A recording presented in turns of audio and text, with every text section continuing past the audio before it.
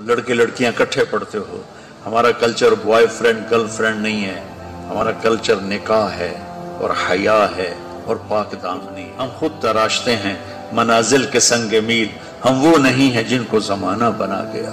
अपनी इज्जत की, अपनी नामूस की, अपनी चादर की, अपने दामन की हिफाजत करो। हम अपने वालिदैन की राय के साथ करते हैं, शादियां भी निकाह भी उनकी दुआएं साथ लेकर करते हैं।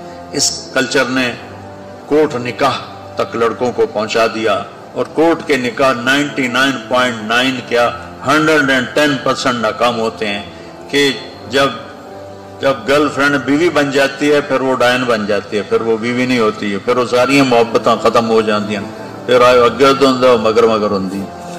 तो वो मोहब्बत जो शादी के बाद पैदा होती है वो असल मोहब्बत होती है, वो असल प्यार होता है। ऐसा बच्चों मैं आपको नसीहत करता हूँ अपनी तहजीब को, हमारी मशरकी तहजीब नहीं, हमारी इस्लामी तहजीब, हमारी मशरकी अक़दार नहीं, हमारी ईमानी अक़दार, हमारी वैल्यूज हैं।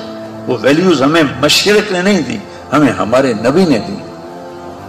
तो अल्लाह के वास्ते अपनी इज्जत की हिफाजत करो, अपने माँ बाप की।